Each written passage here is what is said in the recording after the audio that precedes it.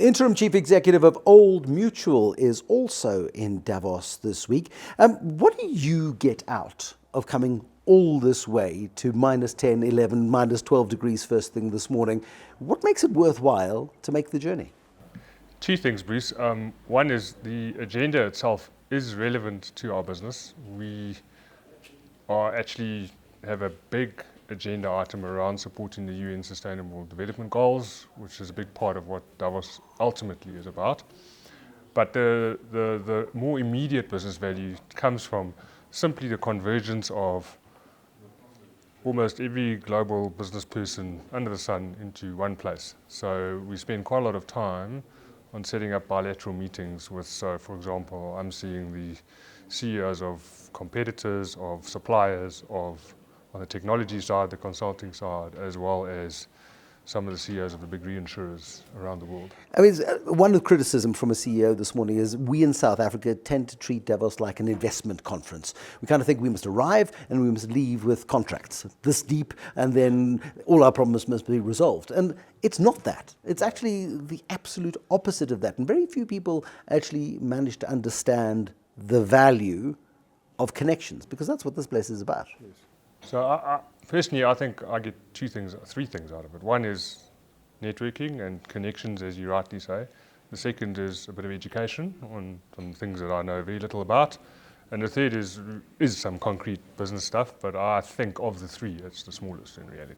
I mean, Laurie Dippenaar, who doesn't come to Davos anymore, he's retired now as chair of First Rand, one of the founders of the First Rand Group, came here religiously and absolutely loved every moment, from speaking to astronauts in the lunch queue to seeing legends of global business. We've seen Greta Thunberg here this week. We've seen Donald Trump here this week, not in the same room, sadly, because that would have been far more entertaining. Have you been blown away by the caliber of guest?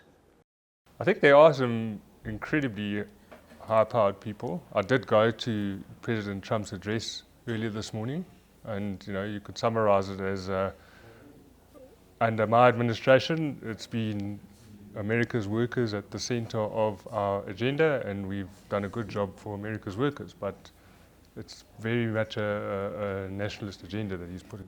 But the world is increasingly nationalist. And I mean, Davos seems to fly in the face of that nationalism. The world is increasingly fractured and fractious and difficult. Davos comes from an era of consensus and working together and sustainability. On that basis, the world is going the opposite direction. I mean, Davos can't fix it. Does that make Davos irrelevant? No, I think it makes the forum's job, I guess, that much more difficult. I think the goals are still laudable goals. The objective of trying to uplift society in a sustainable way and ensure there's proper shared value is a laudable goal.